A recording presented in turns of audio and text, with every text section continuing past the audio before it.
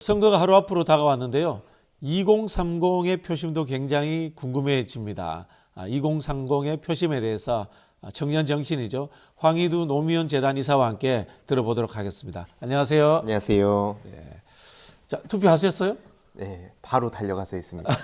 급한 마음에. 급한 마음에. 무엇이 그렇게 급할까요? 심판이 급해요? 심판이 급하죠.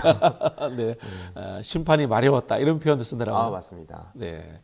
자, 사전 투표율이 높은데요. 황희두 이사께서는 이게 여당에게 유리하다고 보세요? 야당에게 유리하다고 보세요?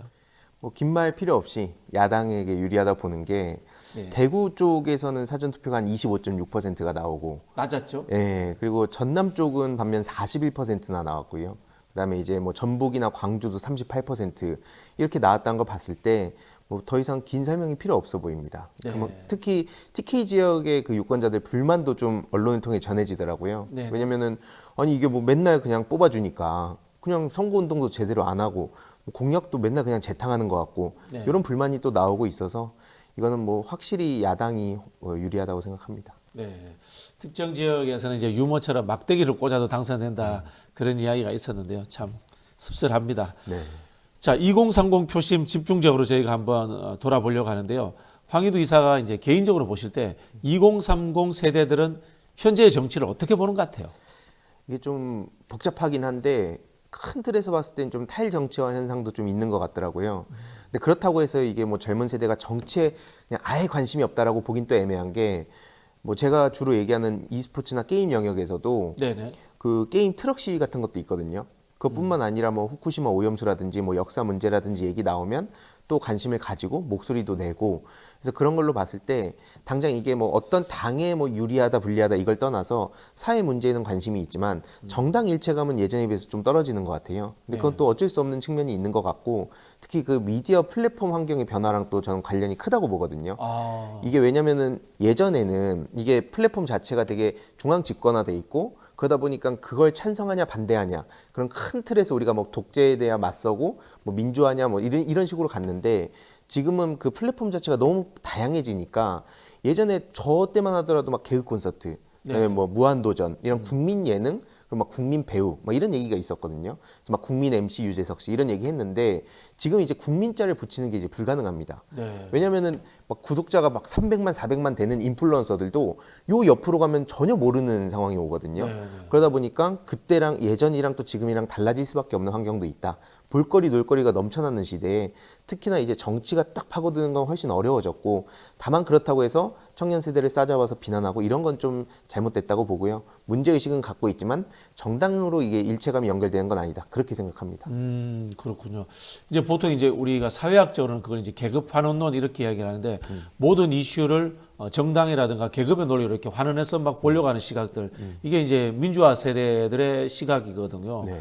뭐 예를 들자면 이 생각이 드네요. 인국공 사태가 네. 생각이 드네요. 그죠? 예. 이게 그냥 민주당이라든가 진보 진영은 과거의 생각대로 단일 진영의 노동자 네. 이렇게 받아들였는데 청년들은 이걸 이제 정규직이냐 임시직이냐 또 그 공기업이냐 민간기업이냐 여기에 따라서 다르게 받아들여진다. 뭐 이런 의미인 거죠. 예, 뭐 예를 들어서 그 정서적으로 그러다 보니까 뭐 무임승차에 대한 얘기에 네네. 또 되게 반감을 가진다든지. 그래서 요즘 예를 들면은 게임에서 많이 쓰는 표현이긴 한데 1인분이라는 표현도 있거든요. 네네. 그러니까 한 사람이면 1인분 역할을 해야지. 왜 옆에 있는 애는 0.5인분 하고 옆에 있는 사람이 1.5인분 하면 거기에 근데 돈이 막 똑같이 가는 게 정당한 거냐? 이거 불공정한 거 아니야? 막 이런 정서랑도 연결되고 그래서 뭐 무임승차라든지 뭐 불공정 이슈라든지 그래서 좀 많이 부각이 됐는데 뭐 인국공 때에 사실 세세하게 따져보면은 좀 허위 조작 정보도 많았거든요. 그냥 커뮤니티에 있는 거를 그냥 가져다가 언론이 또 막 확대 재생산하고. 네. 근데 이후에 그게 잘못됐다는 게 드러나도 그거에 대한 또 그 정정 보도가 제대로 안 되고 막 그런 문제들도 있어서 앞으로 민주 진영에서는 그걸 어떻게 극복할 것인가는 좀 진지하게 고민할 필요 있다 봅니다. 네. 지난 대선 때 그 어떤 후보 같은 경우는 뭐 나를 위해 이재명 이런 구호도 내세웠는데 결국은 이게 산업화 세대와 민주화 세대, 윗세대가 내세웠던 집단주의 가치, 공동체의 가치보다는 개인의 가치가 훨씬 더 우선한다라는 그런 주장으로 받아들이면 될까요? 예, 그렇게 봐도 좋을 것 같습니다. 네. 쉽게 와닿습니다. 자, 이 여야에서 한쪽에서는 정권 심판론, 한쪽에서는 이조 심판론, 이재명 조국 심판론을 내세우고 있는데 2030 세대에게는 어느 심판론이 더 소부력이 있나요? 그 이조 심판이라는 걸 모르는 친구들 대부분이고요. 이조 시대 심판인가? 당연히 정권 심판을 하자는 정서가 굉장히 큽니다. 그건 뭐 당연한 거고요. 저런 식으로 억지로 계속 무슨 말을 만들다 보니까 괜히 무리수만 남발하고 헛발질만 하는 것 같은데, 아니 지금 와가지고 그 야당을 심판하자는 얘기를 처음 봅니다. 네. 그래서 그냥 계속 뭐 한동훈 위원장뿐만 아니라 그 옆에 있는 뭐 인류한 씨도 갑자기 대파 얘기를 또 꺼내고 뭐 선관위 잘했다 그러고 지금 그것 때문에 사람들이 열받아 있는데, 그 특히 선관위에서도 큰 헛발질했다 보는 건 그 뭐 하지 말라 그러면 더 하고 싶어지고, 안 그래도 지금 짜증 나가지고 사전 투표로 달려간 분들이 굉장히 많은데 거기에 계속 그 기름을 끼얹고 있는 것 같습니다. 그러니까 전반적으로 봤을 때 정권 심판론이 당연히 우세할 수밖에 없다고 봅니다. 네. 2030 중에도 남녀의 성별에 따라서 좀 체감하는 차이가 있나요? 실제로 뭐 중요하게 생각하는 뭐 젠더 이슈뿐만 아니라 네네. 뭐 여러 가지 그 어떤 사건이 그 발생했을 때 받아들이는 정서나 이런 것도 되게 파편화된 것 같고, 네네. 그 커뮤니티에서도 그러다 보니까 막 팽팽하게 맞서는 이슈도 있지만 또 교집합도 있거든요. 교집합도 있다. 예, 네. 뭐 그래서 예를 들어서 막 불법 안표라든지 이런 문제들에 대해선 제발 좀 정치권에서 문제 해결해 달라, 뭐 이런 목소리들도 있는데, 그런 게 이제 보통 언론을 통해서 사람들이 또 소식을 접하다 보니까 여기에 안 나온 이슈는 그냥 없는 이슈, 네. 아니면 되게 별거 아닌 것 같다, 호들갑 떤다, 이렇게 생각하니까 그게 평소에 계속 누적이 되온 거죠.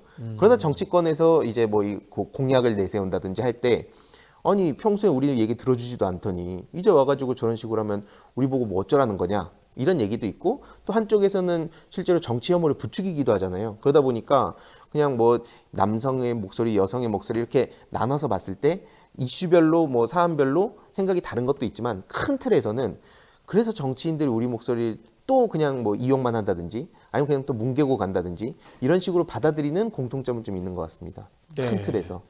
물론 뭐 여야에서 이 웬만해서는 갈라치기를 잘 안 해요. 사실 갈라치기 하는 사람들은 극소수인데 그게 사실 좀 먹혔잖아요. 네. 뭐 이준석 대표라든가 윤석열 대통령도 지난 대선 때 그렇게 했습니다만은 이번에 이제 공약 나오는 거 보면 이제 대부분이 일자리 공약이라든가 복지 공약인데, 뭐 나쁜 일자리 단속, 그다음에 현금 지원 뭐 이런 이야기들이 나오고 있는데, 2030 세대들이 뭐 일자리, 복지 뭐 몇 개 영역으로 나눌 수는 없습니다만은 특별히 관심 있는 영역이 어떤 부분이에요?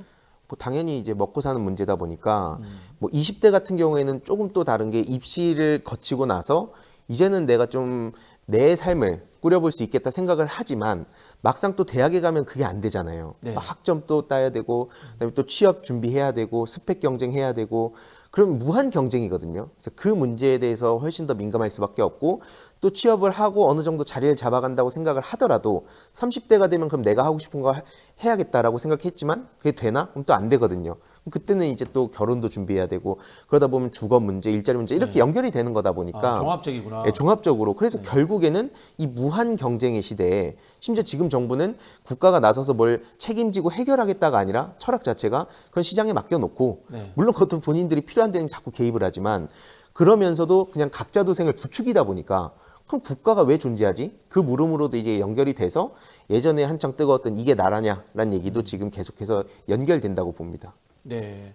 그럼 예를 들자면 일자리와 그다음 대학생 시절에는 뭐 아르바이트 네. 이런 부분들, 또 한편으로는 뭐 이 현금성 복지, 뭐 교통비 지원이라든가 뭐 청년 소득 이런 쪽에 어느 것이 좀 더 방점이 찍힐까요? 물론 뭐 같이 이제 복합적이라는 이야기를 했습니다만. 네. 네.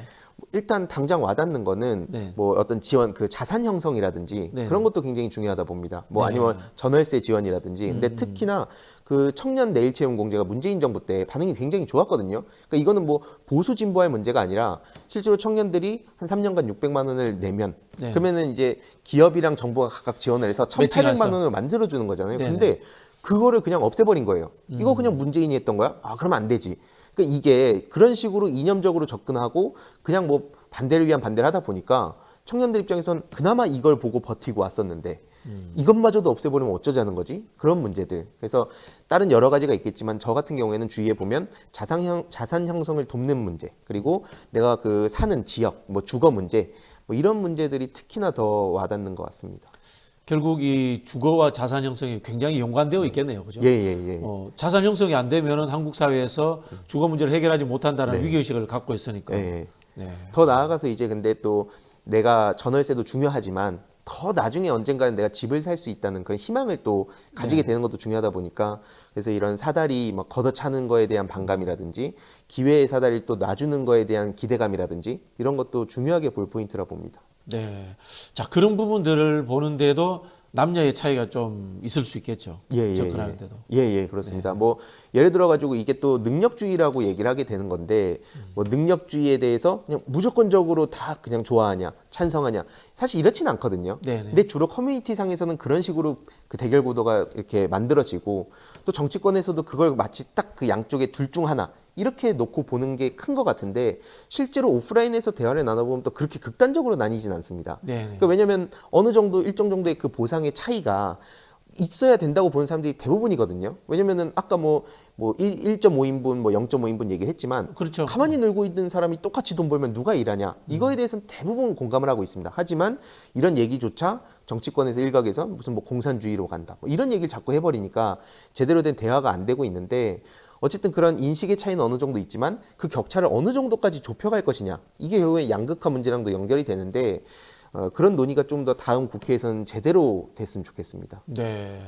이건 이제 그 전문가들은 그렇게 이야기합니다. 삼인주의적 복지, 자유주의적 복지 이렇게 네. 이제 차이를 두는데 완벽하게 균등하게 풀어버리는 삼인주의적 복지보다는 개인의 능력주의를 일부 수용하는 복지 정책 이런 쪽에 오히려 더 청년들 호감이 있다. 네. 이렇게 들리네요. 네. 네. 자, 그러면은 이 2030 중에 특히 이제 남성들 같은 경우에 금방 말씀하신 능력주의라는 것이 사실은 이제 보수정당 계열하고 조금 와닿는 측면이 있지 않습니까? 네. 이번에도 2030의 남성들은 국민의힘에 표를 많이 줄까요?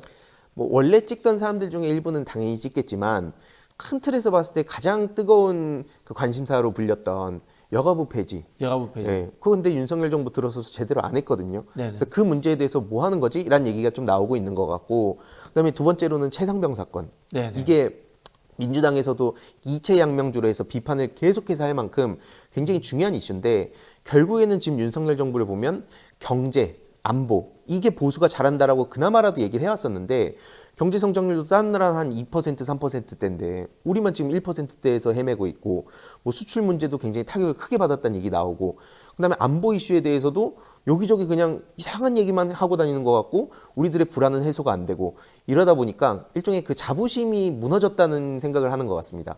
그동안 내가 그래도 안보와 그 경제는 보수가 잘했는데 란 얘기로 사람들이랑 대화를 했었는데 지금은 그러기에도 너무 부끄러운 거죠. 그러다 보니까 지금 그중에서 이탈한 사람들이 좀 많이 생겨난 것 같습니다. 네. 그 부분에는 이준석 대표가 국민의힘에서 잘려 나온 부분들도 뭐 작동했다고 봐야 되나요? 네네. 거기에 이렇게 딸려 나온 사람들 일부 있는 것 같고 네. 여전히 국민의힘을 지지했었지만 지금 도저히 하는 거 보면은 못 찍어주겠다고 생각하는 사람도 있는 것 같고 좀 이렇게 나뉘어 있는 것 같습니다. 네.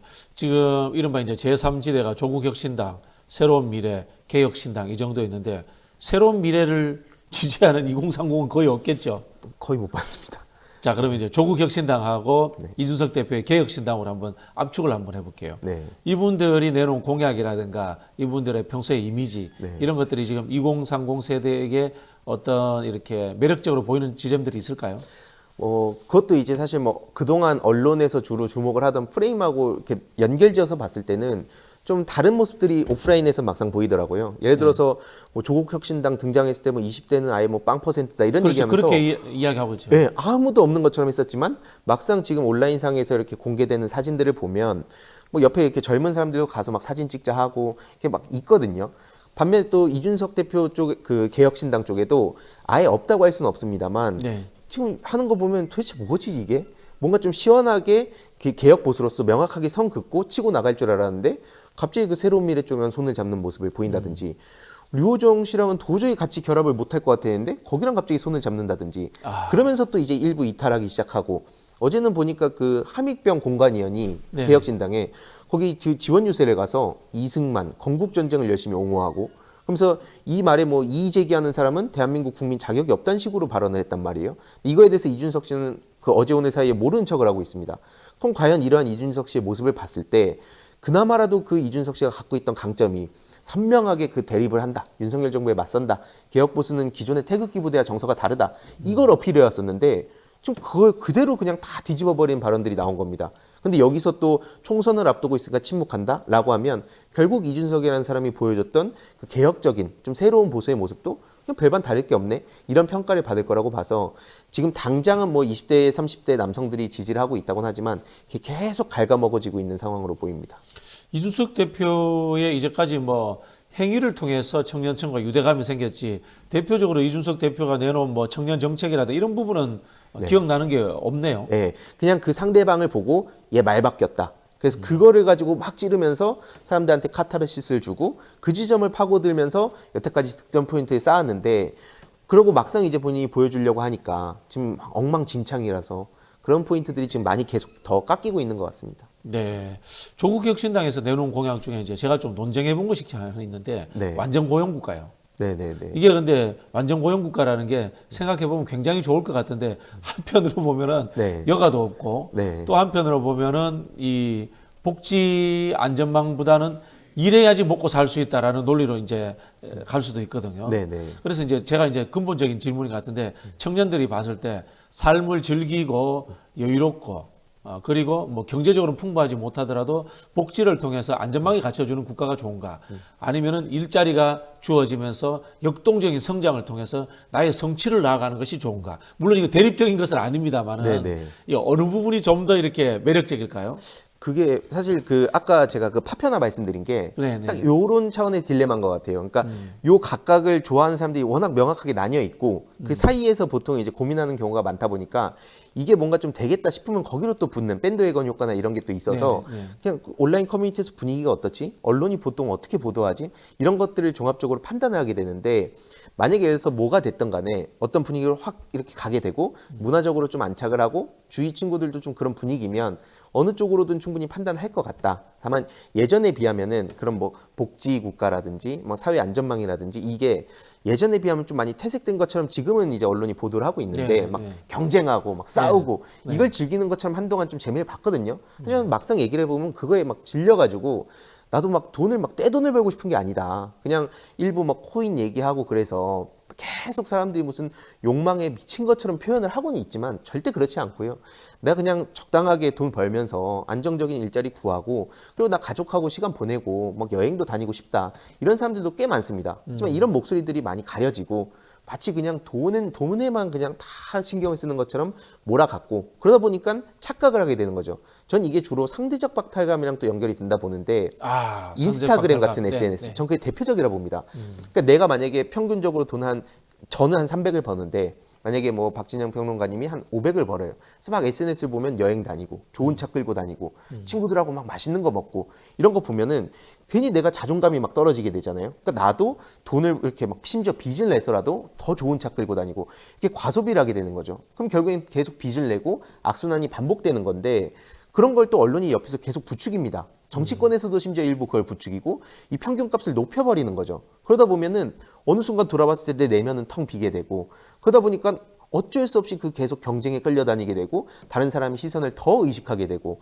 이런 문제들이 있는데 이것도 이제 국회에서 뭐 22대 국회 안에서 해결할 수 있는 문제는 아닙니다만 계속해서 정치권에서 이런 현상들을 어떻게 볼 것인가 상대적 박탈감 문제를 그럼 정치권이 어떻게 계속 뭐 격차 문제라든지 뭐 양극화 문제라든지 문화적 인식이라든지 이걸 어떻게 해소할 것인가도 진지하게 논의를 했으면 좋겠습니다. 결과만 놓고 판단하다 보면은 이 문제 영원히 해결 안 될 거라 봅니다. 야, 말씀드리니까 제가 질문도 이분법적으로 꼰대스럽게 한 것 같아요. 아니. 예를 전혀 들어보니까 아닙니다. 그런 느낌 들어요. 이제 질문을 하다 보니까 그렇게 된 겁니다. 네. 또 비슷한 질문인데 이게 이제 기성세대들이 봤을 때 이런 겁니다. 노동을 통한 부의 축적, 그 다음에 이 청년 세대들의 코인이라든가 주식 이런 부분에 대해서 부를 축적하려고 한다. 이렇게 하면서 이 영역 자체를 노동이라든가 어떤 사회적 부를 창출하는 활동이 아니다라고 보는 시각들이 있습니다. 네. 여기에 대해서는 어떻게 생각하세요? 그것도 굉장히 좀 복잡하게 얽힌 것 같은데 네네. 일종의 그 또한 능력으로 보는 측면도 있는 것 같고 그것도 능력이다. 네, 쉽게 말하면 그러니까 잘 되면 이거 내 판단과 내 감각으로 예, 이렇게 예. 성공을 한 거야. 그리고 이제 잘 안 되면 그럼 이제 국가에서 왜 이거 책임 안 지냐? 이런 얘기들도 또 막 나오거든요. 그러니까 이게 되게 복잡하게 얽혀 있지만 쉽게 말해서 그거를 딱 부를 이룬 사람은 소위 그것도 내 능력으로 벌었다는 식으로 막 책도 쓰고 네. 방송에 또 나와가지고 막 얘기하고 그런 환상을 계속해서 또 불러일으키기도 하더라고요. 그러니까 뭐 금융이라든지 이런 투자가 무조건 잘못됐다고 절대 생각하지 않는데 네. 가끔씩 아주 소수의 그냥 운으로 그렇게 부를 쟁취한 사람들이 마치 내가 진짜 능력자고 그런 식으로 자꾸 포장을 하고 언론이 거기에 또 보조를 맞추는 건 정말 심각한 문제라 봅니다. 그러다 보니까 아주 소수가 운 좋게 얻어 걸린 것도 마치 다른 사람들이 그럼 능력이 없고 열심히 일해서 돈 버는 사람들은 전부 다 그냥 못 배우고 막 마치 그냥 쓸데없는 데 시간을 쏟는 것처럼 자꾸 부추기는 거. 그게 그러다 보니까 계속 상대적 박탈감이 되고 악순환이 반복되는 거라 보거든요. 그러다 보니까 무리해서 빚내가지고 나도 그러면 이렇게 해볼까? 하고 돈 그냥 다 쓰고 그러고 나서 누구도 책임져 주지 않는 상황. 이런 거를 반드시 그 악순환을 막아야 된다 보는 거고 여기서 그럼 각 정치권에서 이런 문제들을 어떻게 볼 것이냐. 이것도 그냥 자유시장 경제 그 활동으로 냅둘 것이냐.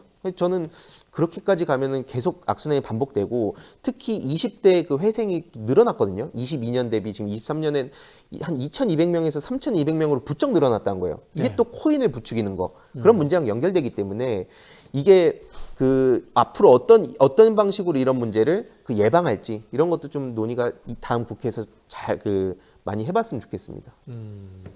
결국은 이게 이제 제조업 자본주의와 금융 자본주의라는 게 뗄 수 없고 같이 가는 거잖아요. 그죠? 네. 이제 그런 부분들이 있는데 일자리 문제에서 또 이런 이야기도 한번 드리고 싶어요. 사실 한국의 일자리가 부족하진 않거든요. 다만 이제 깨끗하고 네. 임금이 많고 인정받는 일자리가 아닌 거죠. 그런 일자리들은 이제 외국인 노동자들이 대체하는 이런 상황들인데 제조업 관련 또는 육체적 노동이 일부 포함되는 일자리가 금방 제가 말씀한 현재의 조건들, 3D 업종이라는 조건들을 해결하고 깨끗하고 임금도 높아지고 노동에 대한 가치와 또 시선도 개선된다면 청년층들이 그런 쪽의 일자리로 확대할 수 있는 가능성은 어떻게 있을까요? 그게 그러니까 결국에는 지금 그러다 보니까 싼 그러니까 임금으로 네. 그런 노동력 대체하면 된다라고 얘기를 했다가 뭐 가사 도우미도 그런 얘기가 나오는 것 같고 네. 근데 그 굉장히 논란 많이 키워진 상황이고요.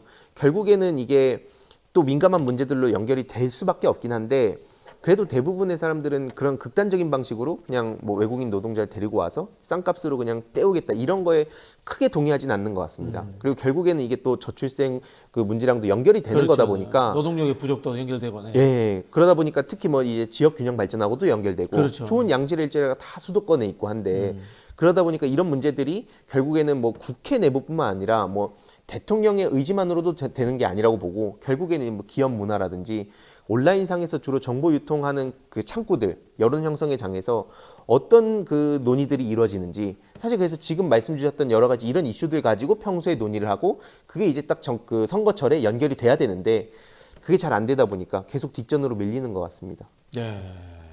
이거 참 하루 이틀 해결할 문제가 아니에요. 네. 그래서 정말 이 종합적인 이 사회적인 합의가 이루어져야 될 것 같아요. 예, 보니까. 예, 네. 맞습니다. 네. 자, 마지막 질문입니다. 2030 세대에게 그나마 이런 지점을 가지고 접근을 하면은 표를 얻을 수 있다. 뭐 이렇게 좀 조언을 하나 해주신다면요. 아까 뭐 상대적 박탈감도 말씀드리긴 했는데 예를 들어서 뭐 망 사용료 이슈라든지 이게 정치권에서는 많이 논의가 되진 않지만 되게 민감하게 보는 이슈들이 있거든요. 특히 저는 불안 문제가 되게 중요하다고 봅니다. 불안 문제. 예, 그러니까 내 미래가 어떻게 될지 너무 불안한 시대잖아요. 근데 그 불안감이 해소가 안 되면 내가 돈을 얼마를 벌든 간에 지금 내 기분이 얼마나 행복하냐 아니냐를 떠나서 계속해서 신경이 쓰이잖아요. 막 뭔가 내가 미래가 어떻게 될까 불안하고 그러다 보니까 자기 개발과 동기부여 관련한 영상을 보게 되고 그거 보면 일시적으로는 용기를 얻지만 근본적인 문제가 해결되는 게 아니거든요. 그러면서 또 거기서는 막 아까 뭐 저희가 얘기 나눴던 뭐 복지라든지 이런 얘기하면 야 저거 좋은 얘기야. 성공한 사람들은 그렇게 막 따뜻한 얘기 이거는 다 사기고 성공한 사람들은 강력한 멘탈을 가지고 능력으로 성공한 거야. 이런 걸 자꾸 또 부추기는 거예요. 거기 계속 끌려다니는 게 또 있습니다. 그래서 제가 뭐 정치권에도 계속 이런 얘기들을 하고는 있지만 결국에 이 불안 문제를 어떻게 해소할 것인가 그리고 뭐 상대적 박탈감 이슈는 또 어떤 식으로 우리가 접근할 것인가 이거에 대해서 좀 많은 논의가 이루어졌으면 좋겠습니다. 네. 야, 이거 재밌네. 하여튼 뭐 저는 이제 습관적으로 구조화하는 이게 버릇된 기성세대다 보니까 어떤 느낌이 드냐면은 불안감을 해소하는 안전망을 만들어주고 그리고 좀 더 이 능력주의가 발현돼서 확 치고 나가서 이 남들보다 잘 되고 싶어하는 그런 욕망도 또 이 누르지 않는 이런 균형감 이런 게 필요한 것 같아요, 그죠? 네네네. 저도 공감합니다. 그래서 큰 틀에서 거대 담론도 중요하지만 네. 그러니까 보통 이제 정치에선 그동안 해왔던 게 거대 담론이잖아요. 그렇죠. 큰막 747 막 이런 거. 네. 근데 이제 그런 것도 중요는 하지만 미시적으로 그 각 분야별로 우리가 어떻게 접근할 것인가. 그래서 이번에 그 오창석 평론가가 그 정리해가지고 이재명 대표님께 보고 드려서 그 7대 취저 공약 이런 게 나왔거든요. 그래서 그런 뭐 인디게임 지원이라든지 그 정치권에서 평소에 이렇게 외면하고 있었던 것들을 온라인상에서 막 사람들이 중요하게 얘기하는 것들 이게 딱 연결이 될 때 이런 게 되나 하고 주위에 또 입소문이 나고 계속 그 이슈가 또 더 다른 방향으로 또 연결되고 그렇게 효능감을 얻고 이런 방식으로 또 작동하는 게 있는 것 같아서 투 트랙으로 갈 필요가 있다고 봅니다. 네, 금방 안 그래도 오창석 평론가 이야기하셨는데 우리 오창석 평론가는 무럭무럭 성장하고 있습니다. 예, 많은 저는 일 우리 뭐 민주당을 떠나서 이 민주 진보 적인 생각을 갖고 계신 분들이 우리 황희두 이사나 오창석 평론가 같은 분들을 모시고 집단적으로 계속해서 어떤 이 정책적 생산물 그다음에 가치로서의 지향점들을 만들어 가는데 같이 한번 했으면 좋겠어요. 아유, 감사합니다. 항상 되게 좋은 말씀 많이 듣고 있고 아니 제가 진심으로 느끼기 때문에 이런 말씀 드리는 겁니다. 저도 항상 되게 든든하고 네. 왜냐면 이렇게 대화를 할 수 있다는 게 많은 청년들한테 제일 필요하다고 보는 거거든요. 네네. 그래서 이게 다양한 이야기를 나누면서 청년들의 생각과 기성세대의 생각이 잘 조화가 되는 게 가장 베스트인 상황이잖아요. 네, 알겠습니다. 이런 이야기들 더 많이 했으면 좋겠습니다. 예, 오늘 말씀 고맙습니다. 고맙습니다. 감사합니다.